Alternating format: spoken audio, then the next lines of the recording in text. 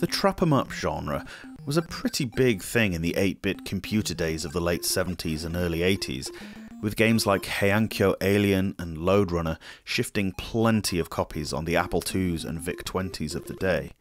The latter saw the light in 1983. Lode Runner was created by Doug Smith for the Apple II.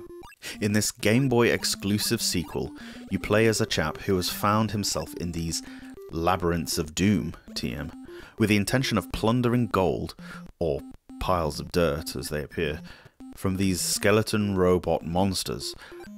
I'm just going from the cover art here, the sprites look nothing like that. Sadly, he didn't come prepared. Your only means of offense against these creatures is to dig a hole and hope the hapless things toddle into it like lemmings. You can then walk on their heads to avoid them or bury them.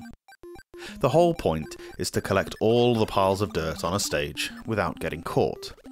Quite often you'll have to dig holes in order to get to the dirt below. However, you can only dig diagonally down to either side, not next to or immediately below you.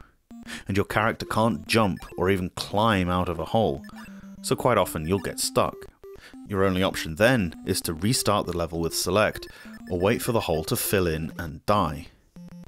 The digging mechanism is so limited that these puzzles really aren't even satisfying to work out, and the onslaught of enemies walking towards you just makes for a frustrating experience. The sprites are small and cramped, but even so, the level scrolls far too much. So much so that the endlessly respawning enemies can drop out of nowhere and land right near you, leaving no time for maneuver. It's so slow too, everything moves at the most tedious, plodding pace. The whole thing is just way too hard. I don't always mind high difficulty. Let's face it, this was the 1980s, but there's nothing driving you to care about succeeding in Hyper Lode Runner.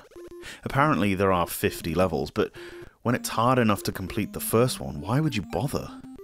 This is an ugly game, both visually and conceptually. The soundtrack is non-existent, or it may as well be. But even if it looked and sounded great, I'm still not sure I'd care. All in all, Hyper Lode Runner stands testament to the fact that while some types of games are timeless, some genres have a lifespan. The whole trap-em-up craze was starting to look pretty stale by 1989.